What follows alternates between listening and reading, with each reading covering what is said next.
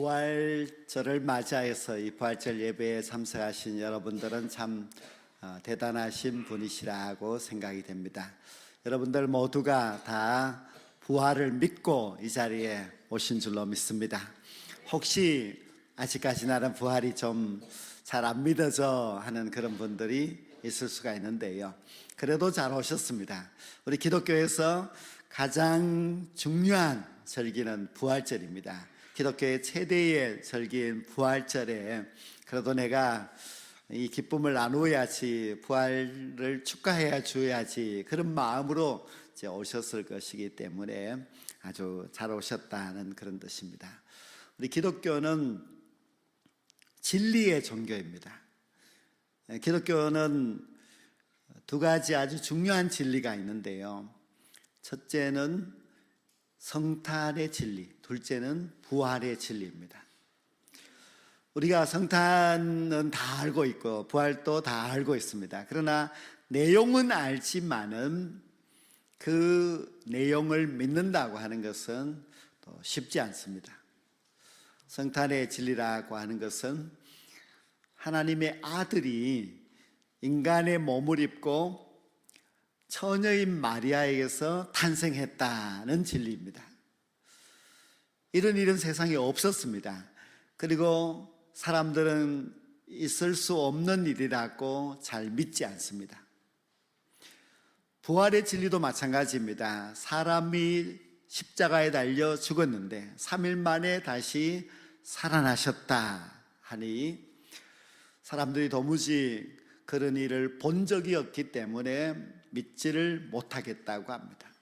우리의 부모님이나 아니면 우리의 조부모님들이 돌아가셨는데 그분들이 어느 날 살아나신 것을 보았다면은 그럴 수도 있겠구나 할 수 있겠지만은 그런 일은 없었습니다.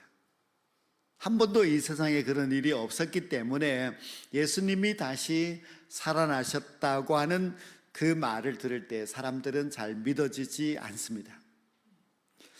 우리는 사람들이 잘 믿어지지 않는 성탄의 진리, 부활의 진리를 믿는 사람들이기 때문에 아주 여러분들은 대단한 것입니다. 근데 성탄도 신비한 일이고 부활도 참 신비한 일입니다. 우리는 이 성탄의 신비와 부활의 신비를 믿는 자입니다. 우리는 이 성탄과 부활의 신비를 믿어야만 합니다. 왜냐하면 이것을 믿지 아니하면 우리에게 다른 믿음은 사실 너무 껍데기와 같은 것이고 내용이 없는 것입니다. 기독교는 성탄의 신비로 시작이 되어서 부활의 신비로 맞춰지게 됩니다. 성탄의 신비는 구원의 시작이라고 할 수 있다면 이 부활의 신비는 구원의 완성입니다. 우리 기독교의 핵심이 바로 십자가와 부활인데 여기서 부활은 너무너무 중요합니다. 왜냐하면 기독교가 부활이 없었다면 기독교가 될 수가 없었습니다. 기독교는 부활의 종교입니다. 예수님이 죽으셔서 그리고 끝이야 이러면은 기독교가 될 수가 없습니다. 예수님은 죽으셔서 그런데 다시 3일 만에 부활하셔서 그래서 기독교가 시작이 되었고 지금까지 오게 되었습니다. 예수님 당시에도 부활을 믿는 유대 교인들이 있었습니다. 유대교는 여러 분파가 있었는데 그 가운데서 바리새파 사람들은 부활을 믿었습니다. 그 반대되는 사두개파 사람들은 부활을 믿지 않았습니다. 그 바리새인들은 부활을 어떻게 믿었는가 하면은 의로운 자가 억울하게 죽으면은 그는 반드시 부활한다 이렇게 믿었습니다. 그래서 모든 의인들은 반드시 부활한다, 부활함으로 말미암아 그들이 의인이었다는 것을 증명하게 될 것이라고 했습니다. 언제 부활을 하느냐? 그 모든 의로운 자들의 고난이 끝날 때에 부활한다고 그렇게 믿었습니다. 그래서 그 당시 모든 바리새인들은 이제 모든 억울하게 죽은 의인들이 장차 그 고난의 시간이 끝났을 때에 모두가 부활할 그날을 바라보면서 살았습니다. 근데 바리새인들의 그 신앙이 그러면 초대교인들에게 아무 상관이 없느냐? 상관이 있습니다. 바리새인들의 신앙이 유대인들의 신앙이었고 유대인들의 그 신앙이 결국 기독교의 신앙으로 연결되었기 때문입니다. 그래서 모든 제자들과 초대교회 성도들은 예수님께서 의인이시기 때문에, 즉 예수님은 죄가 없는 분이시기 때문에 다시 부활했다고 믿었습니다. 그러나 예수님을 십자가에 못 박아 죽인 그 대제사장과 유대 지도자들은 예수님이 부활하면 절대로 안 됩니다.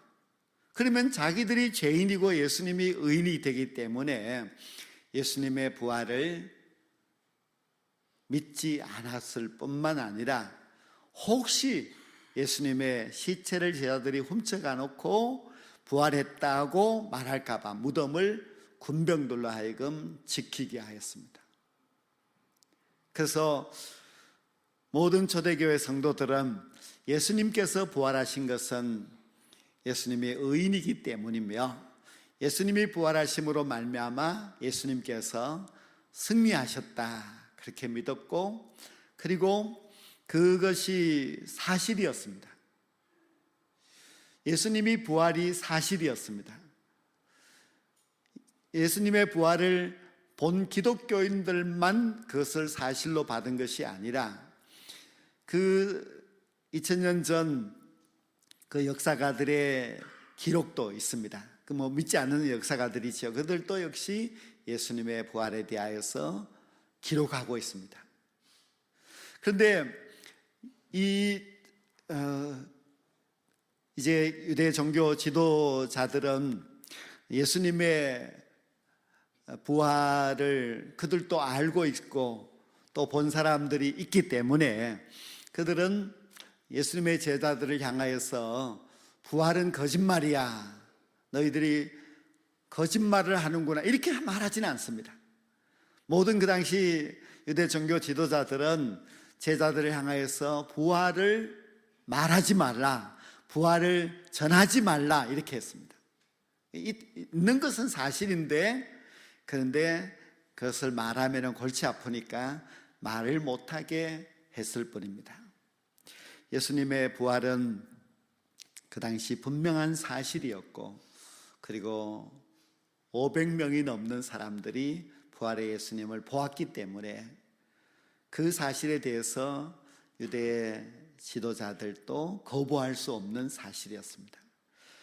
그러나 예수님의 부활을 믿기까지는 좀 어려운 과정이 있었습니다. 왜냐하면 모두가 그런 일은 한 번도 본 적이 없고 그런 일이 일어날 것이라고 기대도 하지 않았기 때문입니다. 예수님의 부활을 처음 목격한 사람은 막달라 마리아였습니다.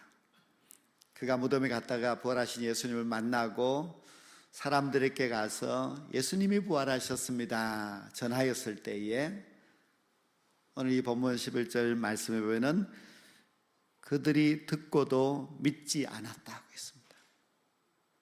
사람들은 부활했다고 했지만은 보았다고 했지만 믿지 않았습니다.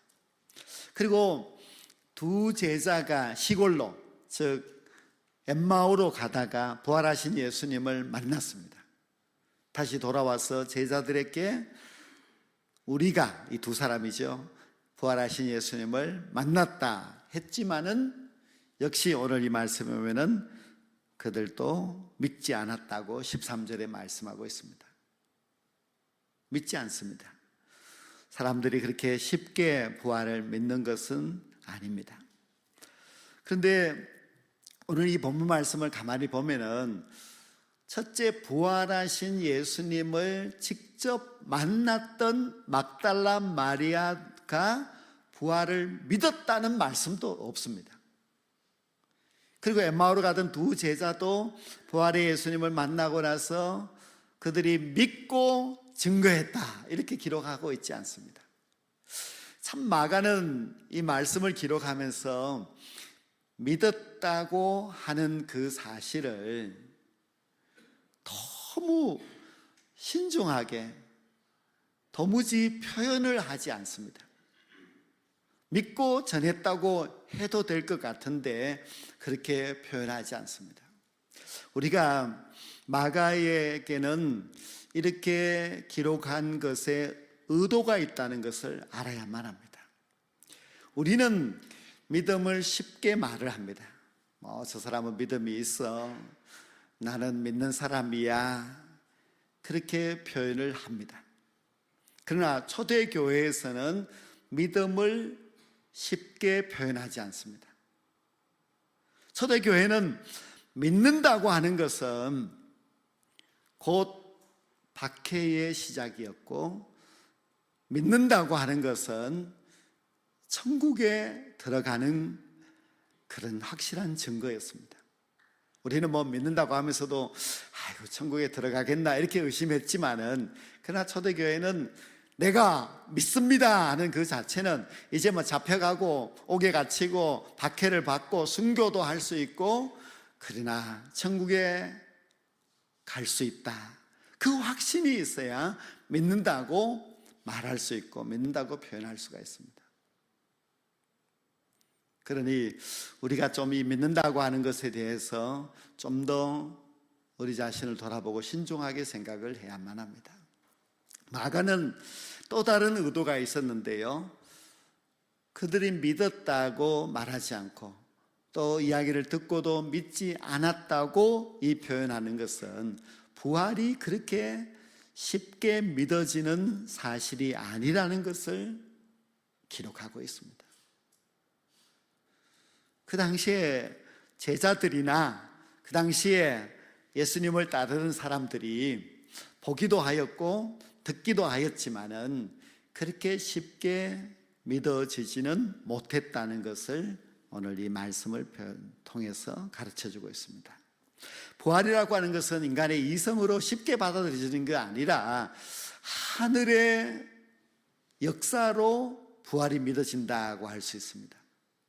즉 우리도 계산을 해서 설명을 잘 들어서 그렇게 믿는 것이 아니라, 우리가 부활이 믿어진다고 하는 것은 하늘의 역사입니다. 하나님이 역사해 주셔야만 우리가 그것을 확실하게 믿을 수가 있습니다.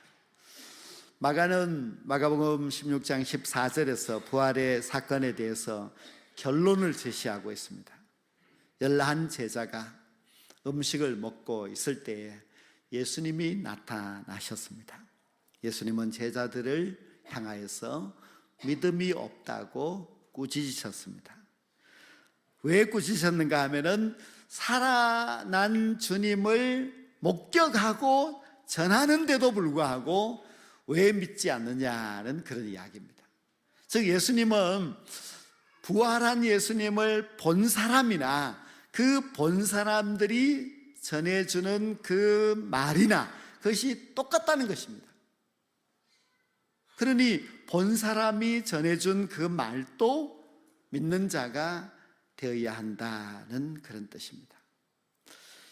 예수님께서는 요한복음 20장 26절 이하의 말씀에 보면은 도마에게 그 사실을 확실하게 가르쳐 주었습니다. 도마는 처음 예수님이 나타났을 때 없었습니다. 도마가 하는 말이 나는 예수님의 손의 못자국과 옆구리의 장자국을 보지 않고서는 나는 믿지 않겠다고 했지요. 예수님이 나타나셔서 도마에게 이제 보여주셨습니다. 그리고 도마에게 하시는 말씀이 너는 본고로 믿느냐 보지 못하고 믿는 자들이 복되도다, 그렇게 말씀하셨습니다. 우리는 현재 제자들처럼 또는 바울 사도처럼 부활하신 예수님을 우리의 눈으로 보기는 어렵습니다. 그러면 우리도 다 도마처럼 나는 보지 않았기 때문에 못 믿겠습니다, 보여주면 믿겠습니다, 그렇게 해야 되겠습니까? 그렇지 않습니다. 예수님께서는 본 사람들이 증거하는 것을 듣고도 왜 믿지 않느냐고 그 사람들을, 제자들을 이제 책망을 하셨지요. 그렇기 때문에 본 사람들의 증거를 듣고 믿는 것이 참 중요합니다. 예수님의 부활을 목격한 사람은 500명이 좀 넘습니다. 그러면은 부활을 목격한 500명만 예수님을 믿었느냐? 그것은 아닙니다. 그 500명이 목숨을 걸고 열심히 증거하였습니다. 그리고 그것을 듣는 수천 수만 명의 사람들이 예수님을 믿어서 기독교 또 교회가 그렇게 세워지게 되었습니다.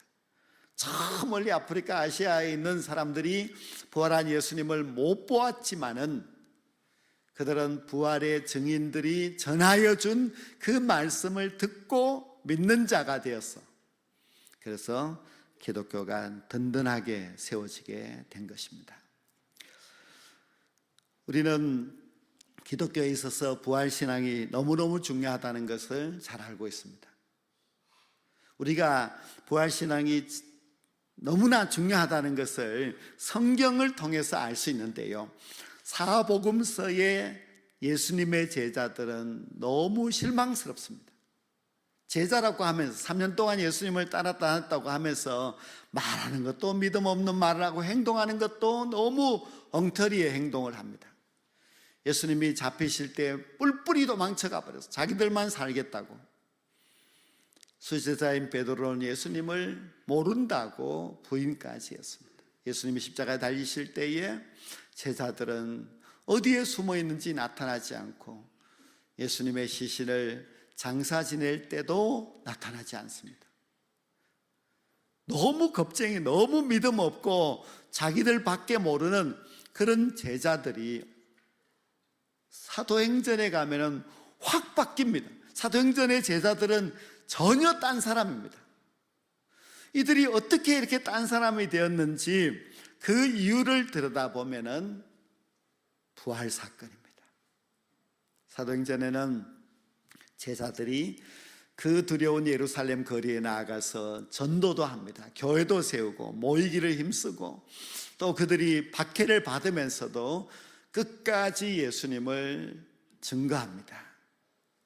자기 집으로 갈 것 같았던 그 제자들이 저 아시아로, 유럽으로, 아프리카로, 아시아로 가서 복음을 전하는 사람이 되었습니다. 왜 이렇게 바뀌었을까요? 왜 이렇게 희미하던 사람이 확실해졌고 겁쟁이가 목숨을 걸고 복음을 전하는 사람이 되었겠습니까? 그들은 부활하신 예수님을 만났기 때문입니다. 그래서 그들은 그렇게 힘있게 전할 수가 있습니다. 우리에게도 부활신앙이 너무너무 중요합니다. 우리에게 부활신앙이 있고 없고는 너무 엄청난 차이가 있습니다. 엄청난. 그래서 우리가 부활신앙을 갖고 있으면은 항상 우리의 소망이 하늘에 있습니다. 부활신앙을 갖고 있는 사람은 사랑이 넘쳐납니다. 왜냐하면 부활을 믿고 천국을 믿기 때문에 이 세상에서 살아가고 있지만은 천국이 우리 앞에 보이기 때문에 소망으로 살고 사랑으로 살아가는 것입니다. 우리는 지금 굉장히 걱정스러운 부분들이 있는데요, 부활신앙이 점점 줄어들고 있는 이 상황입니다. 지금 유럽의 기독교인들에게 당신들은 부활을 믿습니까? 믿는 사람이 몇 프로 되지 않습니다. 그리고 그래도 오래전 미국에서는 부활을 믿는 사람이 80 몇 프로가 되었는데 지금은 이제 50 몇 프로로 떨어졌습니다. 우리 한국 기독교에서 당신은 부활을 믿습니까? 하고 물어본다면은 그래도 미국보다는 낫지 않을까 그렇게 생각이 되는데요, 이렇게 부활신앙이 떨어지면서 동시에 기독교인의 수도 점점 줄어들게 됩니다. 그래서 부활신앙과 교회 부흥은 절대적인 관계가 있습니다. 우리가 부활신앙을 왜 확고히 가져야 하는가 하면은 그 첫째 이유가 우리 자녀들 때문입니다. 내가 부활신앙이 희미하면 우리 자녀들은 다 없어집니다. 그들은 부활신앙이 없어져서 믿음이 아주 희미해져 버리고 맙니다. 내가 믿지 않는데 그들을 어떻게 이끌어갈 수가 있겠습니까? 우리 한국교회가 지금 정신을 차리고 부활신앙을 갖지 않으면 우리의 다음 세대는 아주 저절로 점점 줄어들 수밖에 없습니다. 지금 세대가 부활신앙을 확고히 가져야 하는 것은 우리의 다음의 교회를 위해서, 우리가 잃어버리면 우리의 후대들의 신앙생활은 없어지거든 합니다. 그것은 우리가 유럽이나 미국이나 다른 나라를 보면은 분명하게 알 수가 있습니다. 부활신앙을 가지면 나도 살고 내 자녀도 살릴 수가 있습니다. 내 자녀를 정말 살려서 그들을 천국에 보내고 싶다면 내가 먼저 이 부활신앙을 가져야 됩니다. 내가 부활의 소망을 갖고 천국의 소망을 가지고 살아가고 있으면 우리 자녀들은 보고 따라오게 됩니다. 부활을 목격한 사람들은 많지 않으나 그 부활을 증거하는 사람들은 너무너무 많습니다. 그리고 예수님께서는 그 증거하는 말을 듣고 믿으라고 말씀하고 있습니다. 그 증거하는 사람들이 이 성경을 기록했습니다. 이 성경의 말씀은 증인들의 간증입니다. 그리고 이 성경의 말씀을 듣는 우리들도 주님이 말씀하신 것처럼 그 말씀을 듣고 믿어야만 합니다. 우리가 부활을 믿으면 그 믿음 때문에 소망도 생기고 사랑도 저절로 생겨나게 됩니다. 그리고 우리가 부활을 확실하게 믿고 이 부활의 신앙을 가지고 살아가게 되면 우리의 자녀들도 우리의 뒤를 뚜벅뚜벅 따라오게 됩니다.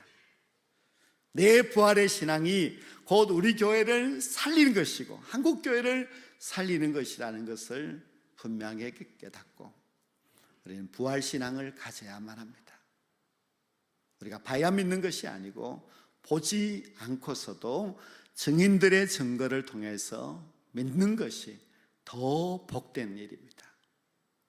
그래서 오늘 24절 말씀처럼 본 자들의 말을 믿으라는 주님의 말씀을 기억하면서 본 사람들이 증거하는 이 성경의 말씀을 우리가 확실히 믿고 부활의 확신을 가지고서 천국의 소망을 바라보면서 끝까지 신앙의 길을 달려갈 수 있는 저와 여러분 모두가 될 수 있기를 주의 이름으로 간절히 축원합니다.